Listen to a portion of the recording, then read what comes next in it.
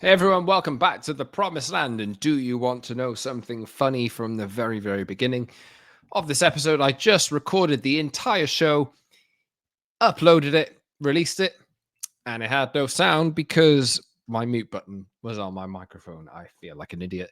I don't have anyone to produce it or help me out or back check it. I was a little bit too careless in thinking that I did everything right. And what do you know? I've now released on Apple, Spotify, and audio platforms an episode with no sound. So if you're coming back to this one, you've had another notification saying, hey, I've just seen that this episode's come through and it didn't have sound last time. Well, yeah, that's completely my fault. I'm very, very sorry. I wanted to record a Q&A episode with all the stuff that's been happening around United over the last few days.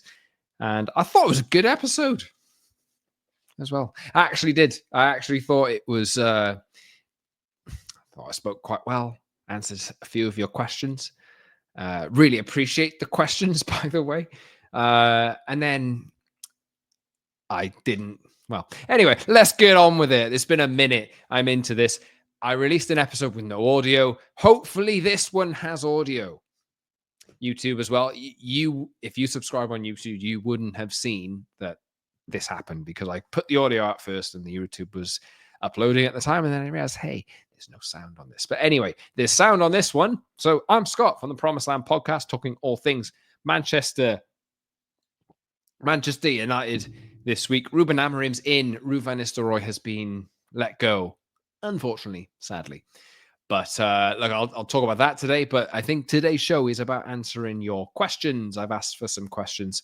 Look through the comments of recent episodes, and I can put a show together. Hey, I just recorded a show, and I thought it was pretty good, but I'll have to do it again. So thanks so much. And look, I really appreciate all the questions, all the feedback, all the positive wishes, and everything like that. So thanks so much, everyone. I'll do my best today to get through them and talk about the stuff that's on everybody's lips at the moment. Ruben Amorim, Ruud van Nistelrooy, new era at Manchester United. You can subscribe, as I say, on Apple and Spotify for audio if you've not done so already, and on YouTube as well, the Promised Land of Manchester United podcast. You can follow me as well on social media at _Scott Saunders on X, Instagram, and TikTok. And also today on Blue Sky now, because that's what people are doing.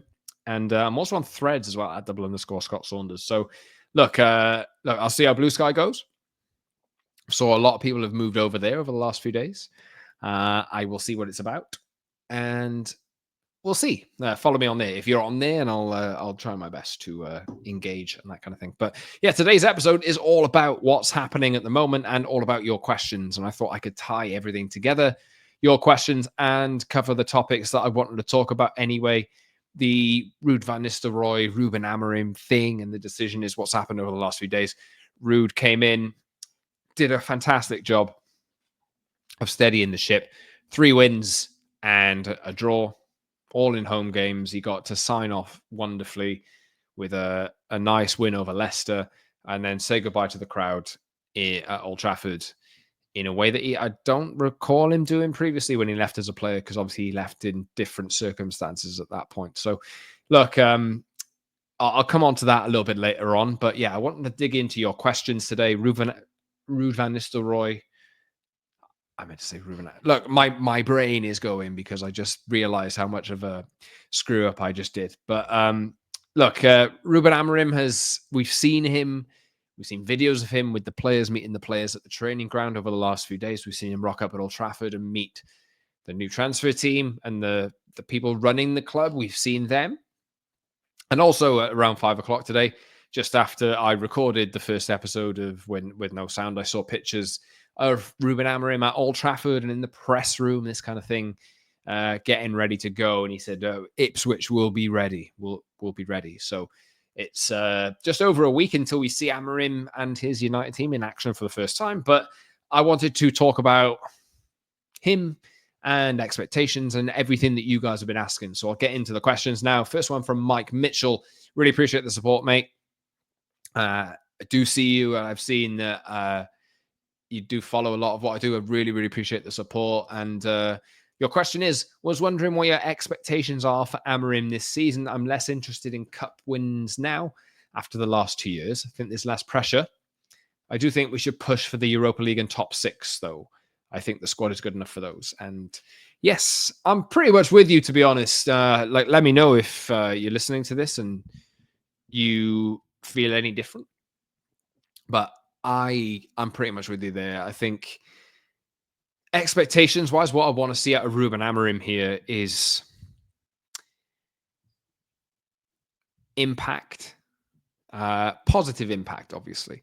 I want to see Manchester United not concede stupid goals. I want to see Manchester United defend solid. I want to see them difficult to break down at the beginning. These are all important things that need to be installed straight away, and I think can be installed straight away. Difficult to break down, not conceding stupid goals, not switching off at stupid moments, not conceding injury time winners to opposition teams, because that happened more under Erik ten Hag than it ever happened before, I think. And look, you said it there, Mike. This squad is good enough for those. Yeah. You mentioned the push for the Europa League and the top 6. So maybe qualifying for the Europa League is what you're talking about there. I think United should be looking to win the Europa League. They're in it now. And they got a win in midweek last week. And they should qualify. They obviously should qualify and get through, whether that's through the playoffs or through the top 8.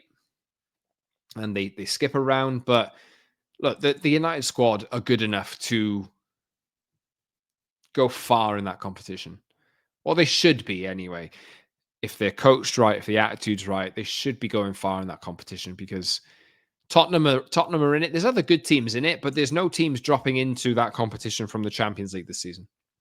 So for me, I think the pressure is off on cups. And my Siri's talking to me. Everything that could go wrong has gone wrong in the last hour or so. That was my Siri talking to me. Anyway, what I'm saying here is I think Manchester United are good enough to win the Europa League based on the talent they have in their squad. And I'm not saying that I expect them to win it. I'm just saying what I want to see is difficulty to not being easy to turn over and beat, stop conceding stupid goals, and let's be a little bit more proficient in attack and score a few more goals. And then you should see a big uplift. And look, if Amorim's gone deep in European competition before with Sporting, he's beaten Arsenal in European competition previously. Couple of weeks ago, he smashed Man City 4-1 with Sporting in the Champions League as well, and he's taken this job now. And at the end of the day, if there's no teams dropping back from the Champions League into this competition, all the teams that are in this competition will be the teams in the competition at the end of this competition. And Tottenham are in there. They've obviously done United over this season already. United were awful, and that was the game that I was done with Ten Hag's United. But look, this is a different team, different coach, different ideas. And I think we're conditioned to think, especially with media coverage and this kind of thing, that, these players aren't very good. United need to spend 90 million on another striker or something like that. But there's so much room for improvement in this group of players. We're not going to know what this team needs until the players that United have currently are playing their best level. If they don't reach their best level, then maybe we be done with them. But it's up to Amorim really to install some of the things that I just talked about there and get the players that United have playing better and playing to their potential. That's the starting point. So that's what I want to see. I think that should mean that they go deep in the Europa League.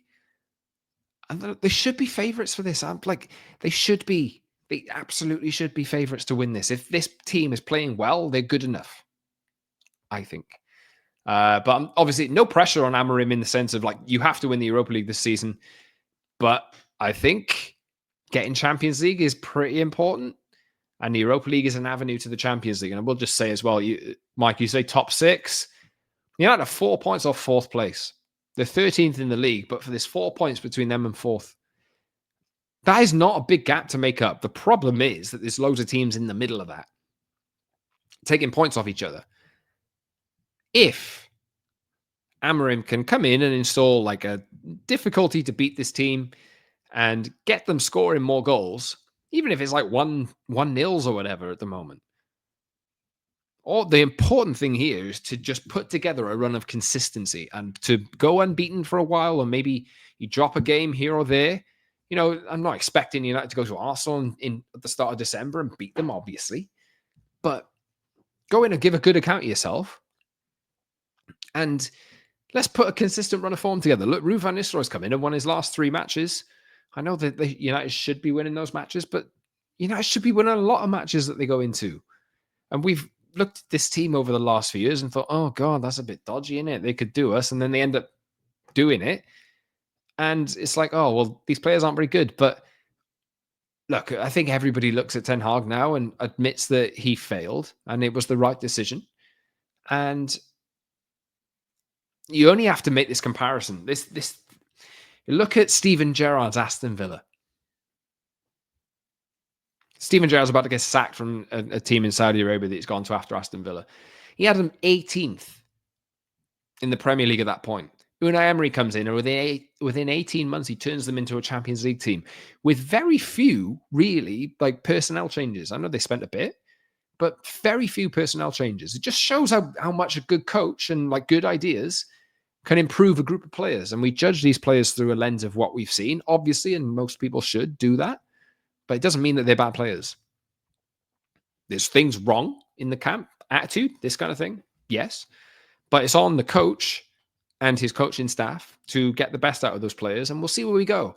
So like, I'm not even saying, I don't think top 4's out of the picture for United. Maybe that's optimism. Maybe it is. But look, what United should be doing, I should be looking at these fixtures and going, 3 points. We should be getting 3 points there. Should be getting 3 points there. Okay, that's a dodgy one. Could lose or draw that. Worry. But beat all the teams. Put a process in place to beat the teams that you're expected to beat. Premier League is a difficult league, and teams will take points off each other. But the expectations of this football club are that they're competing at the top. And you got to start winning games that you should be winning. So I suppose that's what I'm saying, is that I expect that to happen, and I hope it happens really quickly. And I think there's a group of players there that will surprise a lot of people. Fresh start, and like there are other things, maybe some things I'm saying there you don't agree with because this player is not very good or this player is not very good. Things can change really quick in football. Really, really quick. And that's kind of how I feel about it. So basically, I wouldn't say their expectations, but I would like to see United just be difficult to beat, have a style of play. I think that's quite important. And maybe they're the 2 expectations I would have, or like signs that United are moving in this direction and playing this way is the most important thing to start with. But I'm not saying they can't win a cup this season. I'm not saying the Europa League's out of the question. I'm not saying top 4's out of the question. It might be a reach. But 4 points, not much at all. Anyway, let's move on to. I had a couple of questions from Andy United 99 and Neil Patel on the 3-4-3. Do we think he's actually going to play a 3-4-3 at United? I've a gut feeling he won't have to. He won't have wait Poxy 10 days to find out. I have a new hatred for international football, says Andy. And Neil says as well, I really appreciate all the support and all of the replies and everything. Neil, thank you very much. How does he play a 3-4-3 and what happens to Bruno Fernandes in that? I'm confused as to how you set up with this manager. So, right. So Andy says, do we think he's actually going to play a 3-4-3? Yes, I do. I think he will. I'd be quite disappointed if he doesn't. I've got to be honest. I think what United have is a group of defenders, really, and especially 3 first-choice centre-backs that actually can fit into a back 3. I think that 3 picks itself. Lenny Yoro, hopefully he's back soon. He's back in training. Hopefully he's ready for the Ipswich game. Matthias de Ligt, Alicia Martinez. Luke Shaw's on his way back. Could Luke Shaw be considered a left centre-back? Harry Maguire is still there. Johnny Evans is still there. Then there's other players like Victor Lindelof. I've always said this about Victor Lindelof, right? I think we've written him off completely as a success at United. He's not going to be. He's definitely the type of player that I could see go in to join like a big club in Italy. and being one of the best defenders in that league, or like really, really impressive. You only have to look. Matteo Darmian left United to go to Parma. All I ever saw of Matteo Darmian was just him lumping the ball up in the air. That's all I remember of him. He's gone to Italy, joined Parma, and now he's playing for Inter. And Inter are like, winning leagues and this kind of thing, and beating Arsenal in the Champions League. And yeah, he's not playing all the time, but I think Lindelof is that type of player for me. So maybe he fits the right centre back position. Then you've got like 7 centre back options. That's not even including like, could Mazraoui play as right centre back? I don't know. But I think the back 3 is a thing. I think to be honest, the spine of that team picks itself. Onana in goal, Yoro, De Ligt, and Nietzsche. Mamadou Ugarte and Kobbie Mainoo in midfield, and then up front is Rasmus Hojlund. I think he's got a big chance to stake a claim and impress. And we'll see. There's a comment that I'll get to a little bit later about Rasmus Hojlund, but I think that team is pretty solid and picks itself. But there's a lot of question marks around who plays at wing back, who plays in the 10 positions, and Neil asked there, where will Bruno Fernandes play? I think he will occupy one of those positions behind the striker, personally. I think that's maybe the best place for him.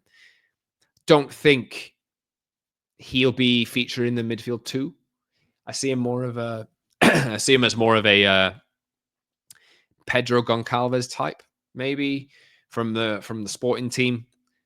Look, it's all about getting Bruno Fernandes in the right areas to play. And Rob used to say this a hell of a lot. Like, I want to see Bruno in the 10 position and between the lines and finding the right pass.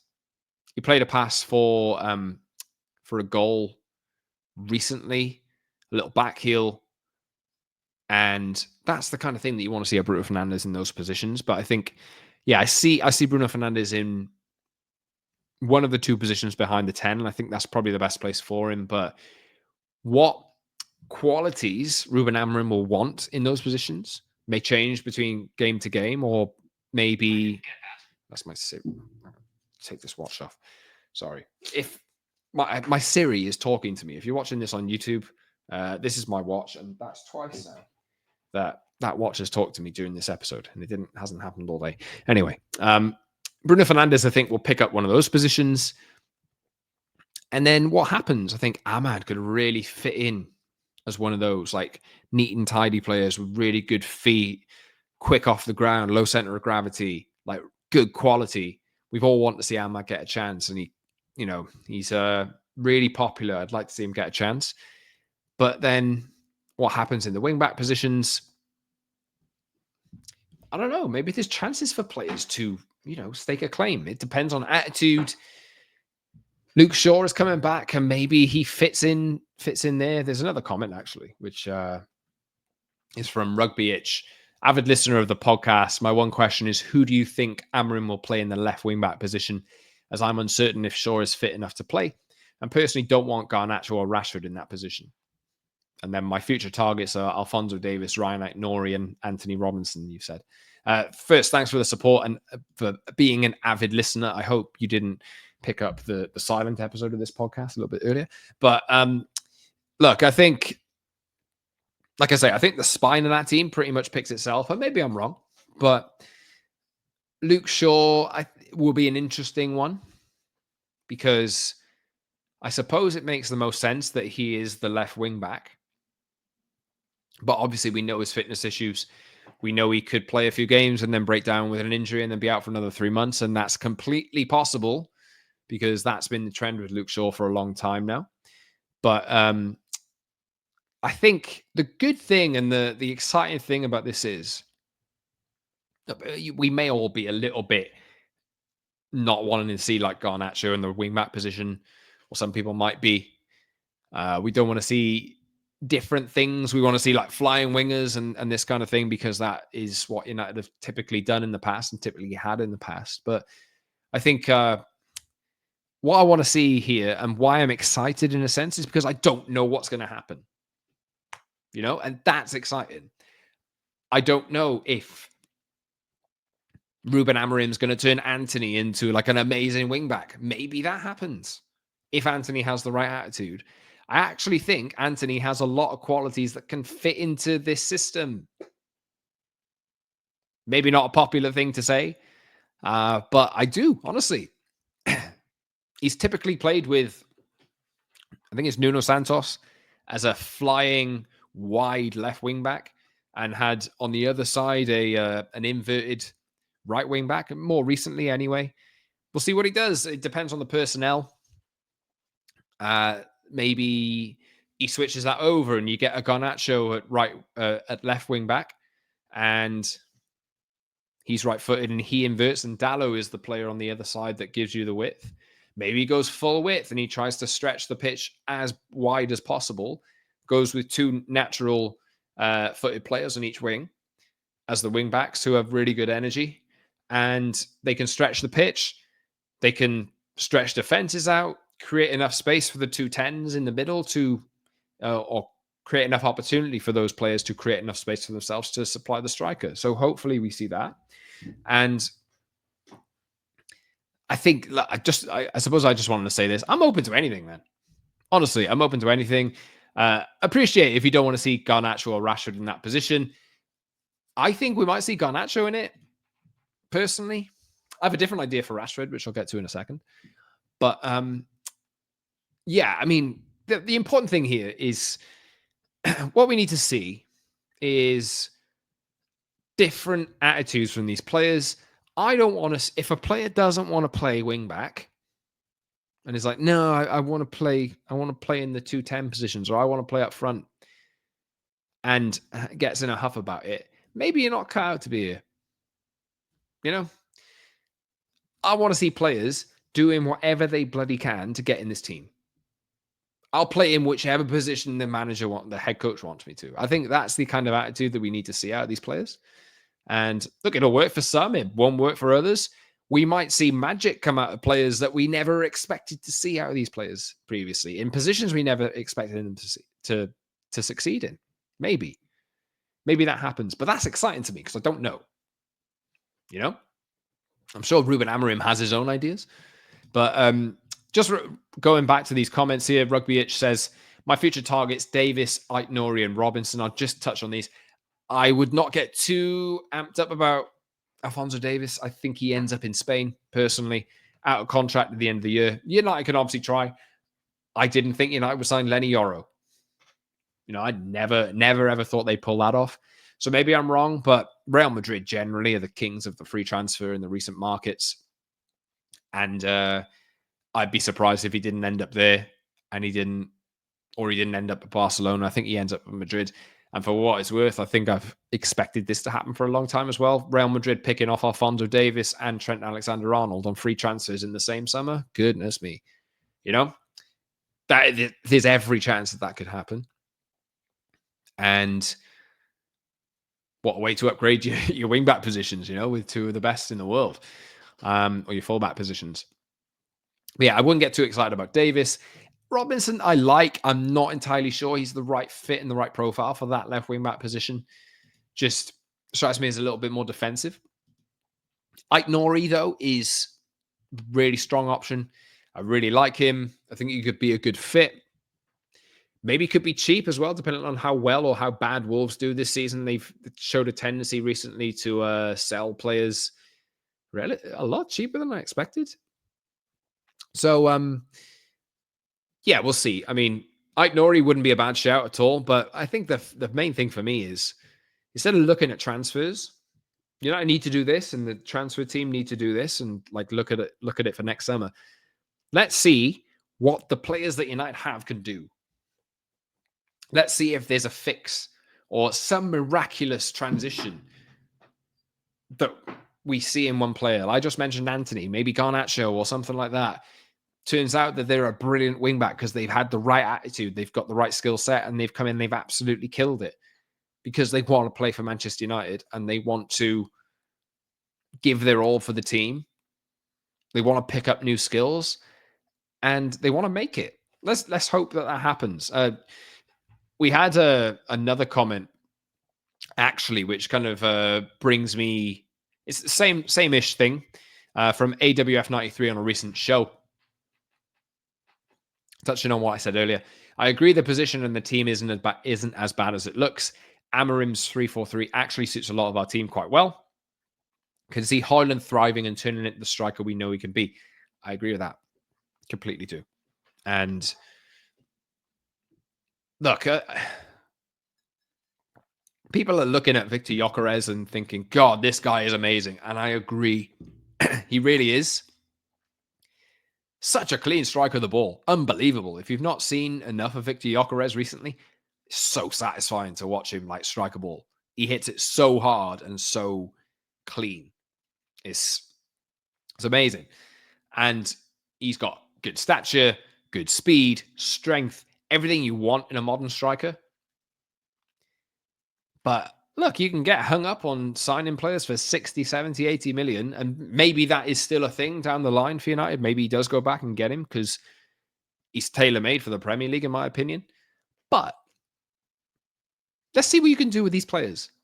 Let's see if we can develop Rasmus Hojlund into a proper striker. Because I think he's got the tools, personally. I think the way that Ten Hag has played with Hojlund previously has not suited Hojlund's game at all. And Hojlund has had to pick up different skills. But Hojlund's game, for me, I think, mirrors what I've seen out of Gyökeres. Like, I think that is the perfect role for him, really. If they keep him out of the game a little bit, do all your build-up with all your players in the midfield, and you stretch the pitch wide with your wing backs, work the ball in. But the important thing is put chances on a plate for your striker. Put them on a plate for him. And that's what Sporting did so well, Victor Gyökeres. And I think, look, if one of the goals that Gyökeres scored against Man City was because City were pushing up so high, they transitioned it from back to front really quickly, and he was played in from just past the halfway line, clean through on goal, and just had to push a player off and finish. I'd love to see Hojlund in that position because I think that's Hojlund's best position. That's the best way to utilize Rasmus Hojlund, not having him come back, drop in, back to goal, having to do a neat little turn or, pop off a pass or something like that to somebody else to get the wide players having the chances. Because that was the way that United played previously. I want to see Rasmus Hojlund getting chances for himself and having him gobble up those chances. Developing that clinical, clean edge, killer instinct in front of goal. Because I think he's got it in him. He's got the physical qualities that Gyökeres has. He's got the speed. He's got the strength. He's a lot younger, so maybe he's not quite there yet, and he needs to fill out a bit and learn the game a little bit more. But there's so much potential in him. Honestly, I think maybe I'm being super positive, and the fact that I haven't seen United play under Ten Hag for a few weeks is making me delusional again. I don't know. But look, I think United signed Hojlund for a reason because they liked him. And whatever the politics behind that transfer was, I think we've seen a player playing in Serie A previously that has raw tools to be able to be a success in the Premier League. And to me, I want to see a coach unlock that. I'll call up this stat. So an email from the CIES Football Observatory. You've probably seen this floating around on Twitter. They put a bunch of statistics together and tables and this kind of thing. I had an email earlier this week saying, this week's weekly post presents the Y-Scout data on shots taken and conceded from the danger zone, the central rectangle of the penalty area, by teams in 63 leagues around the world. With 6.9 more shots from this zone attempted than conceded per game, Ruben Amorim and Portugal's Sporting CP have the best record in absolute terms, ahead of the likes of Man City, Barcelona, Bayern Munich, Monaco, and Atalanta. So that there tells me, and we've seen it in Sporting's games themselves this season, they score a lot of goals, they create a lot of chances, and the goal of this team and the way that they play football is to get the striker to have as many chances as possible. There's no reason why Rasmus Hojlund can't absolutely thrive in this team. And if you're getting Hojlund turning 20-goal seasons, do you need Victor Gyökeres? Do you need to spend that money, or can you go somewhere else and address something else first? That's what this season is about for me. The rest of this season is finding out how to utilize and make the best of the players that are in this United team at the moment. And you got a new coach with new ideas, and let's see, because there's a lot more potential than you're seeing in this team. Time to unlock it, you know? And it was also touched on there in that message from AWF 93. Can see Hojlund thriving, and Rugby Itch mentioned Rashford. Yeah, that's what I want to touch on. So Marcus Rashford, where does he fit in this? So maybe the right position for him is one of the two positions behind the striker. Don't really think he's technical enough. Maybe he is, but like, I think Rashford thrives in one-on-ones and maybe not the kind of intricate little spaces that I think these players are going to get in the 10s. I think Ahmad is particularly like a good option in that area. I don't think the wing backs is going to be an option for Rashford, but I was just talking about Rasmus Hojlund. We don't see Marcus Rashford as a centre forward. I think lots of managers have tried it, and lots of managers have decided, hey, Marcus is a left winger, and I think the player himself actually prefers that. But there's not a left winger in this team if he plays the way that we're expecting him to play, Amorim. If United end up playing, as I mentioned there, with not too much focus on the striker in build-up play, and instead setting the table, essentially, giving the striker chances to finish, running onto through balls, this kind of thing, timing his runs to be offside, putting him through one-on-one, in behind defenses and allowing the pace to come out. Like that goal I just mentioned that Gyökeres scored against Man City the other day. Like if Marcus Rashford is one-on-one with the player in a foot race, you bet on him. Of course you would. Maybe if it's a 1-1 with like a strength battle, maybe he loses out there. But look, I think Rashford has, if he's in the right moment, he definitely has a coldness in front of goal. He does that celebration, obviously, where he's, points to his head. His head's in it. And all I'm saying is I would not be surprised, and I wouldn't make him first choice in this position at all. I think this is made for Hojlund personally. But Marcus Rashford as that striker, not involved too much in build-up and instead getting the ball pushed through to him through the lines, through defenses to kind of gobble up chances. Maybe that's an option. Maybe I'm wrong. I don't know. Maybe we never, ever see it and he ends up at right wing back. I don't know.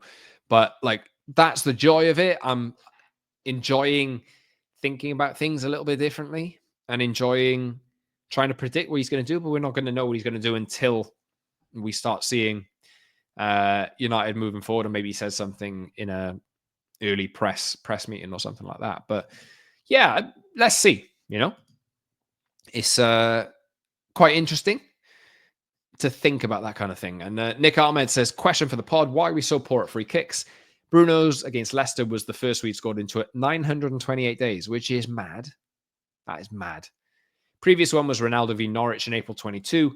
Given that we don't score many goals as it is, we need to do better when free kick opportunities arise. And Paul Jackson adds, and corners as well.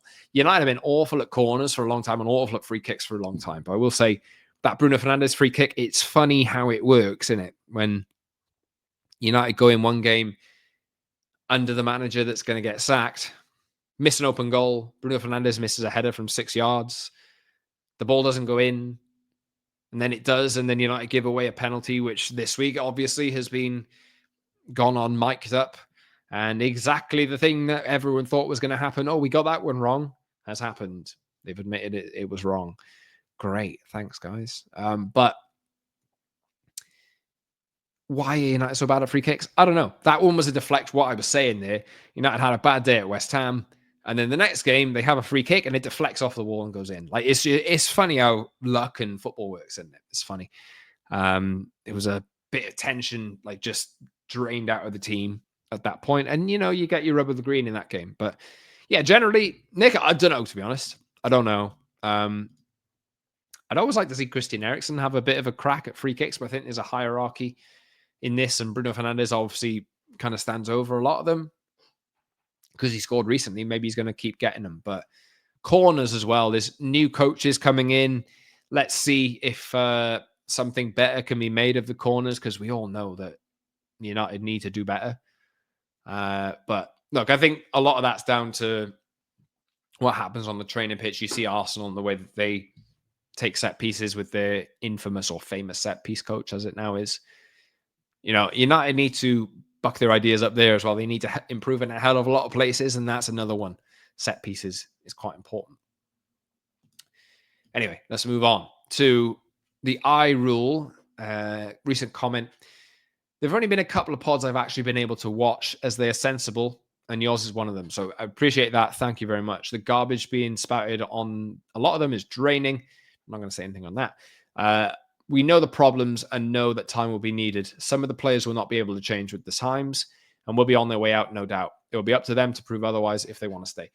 Just touched on a lot of that. Really appreciate the comment, mate. Thank you very, very much. And I agree with you on some of the players won't be able to change. And it's about finding out over the next few months which players can and can't do it.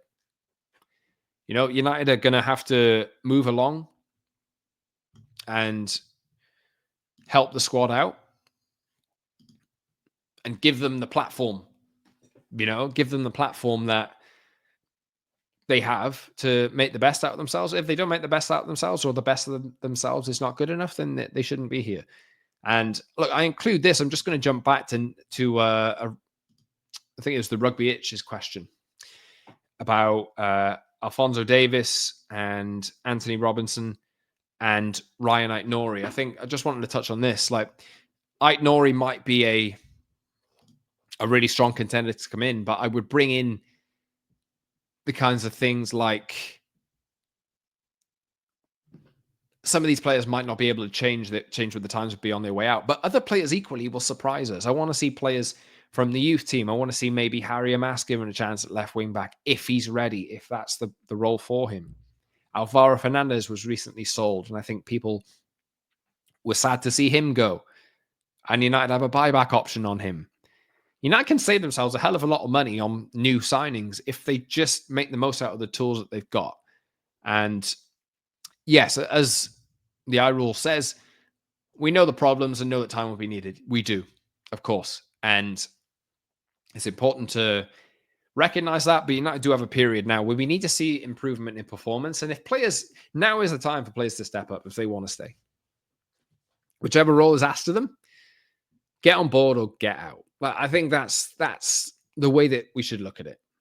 And hey, maybe we might see some kind of miraculous turns around and see that players can do things we never thought they'd be able to do. But yeah, there's plenty of time left in the season for things to turn around. We're all conditioned to thinking that United are as bad as we've seen them under the last 18 months.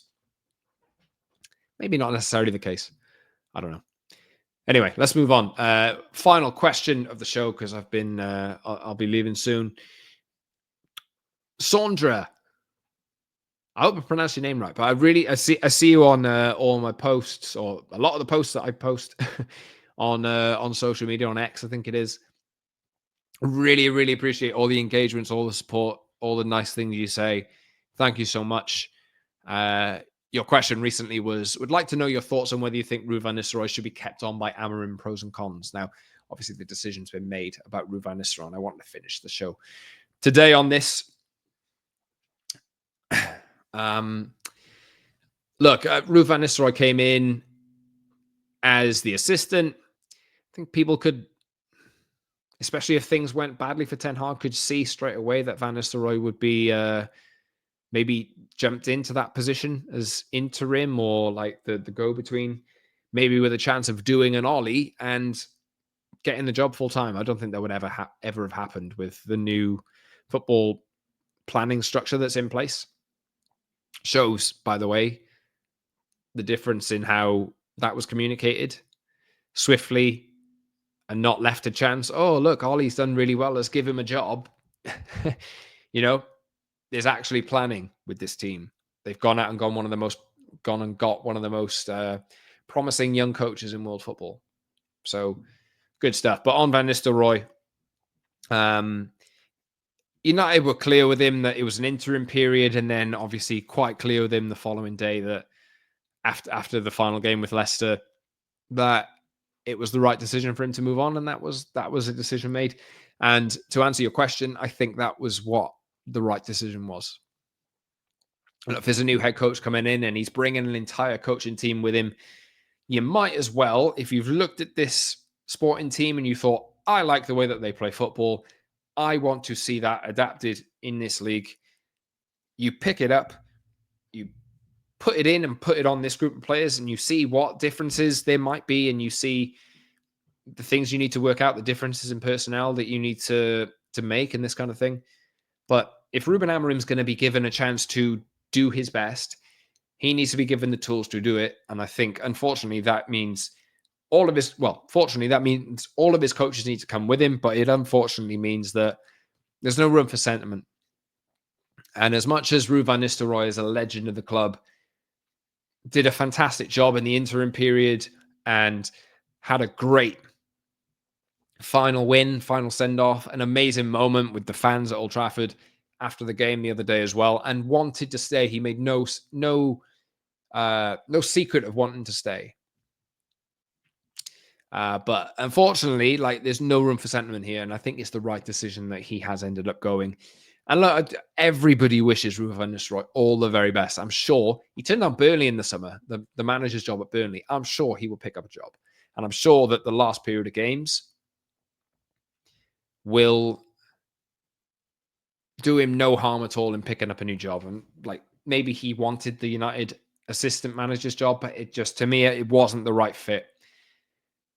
One big criticism we've had of United over the last few years is, we used to play here. Let's keep him around, or used to coach here. Let's keep him around.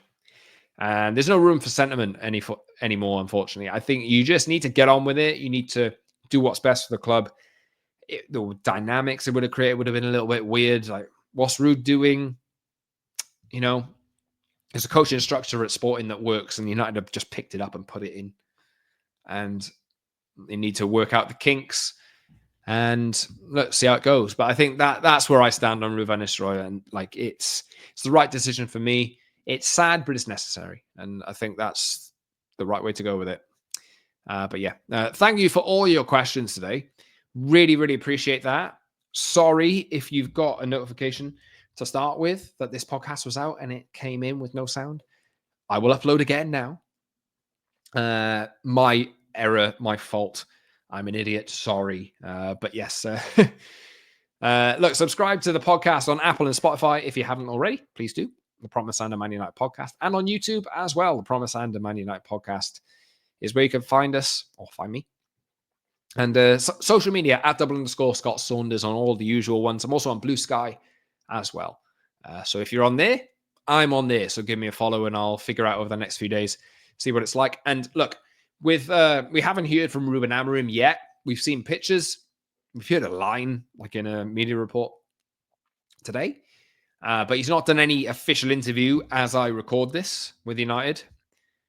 If he does, I'll be back. But I think I'll wait till early next week to kind of come back with another pod, or wait until the time that he does drop that interview and he's working up and running with United.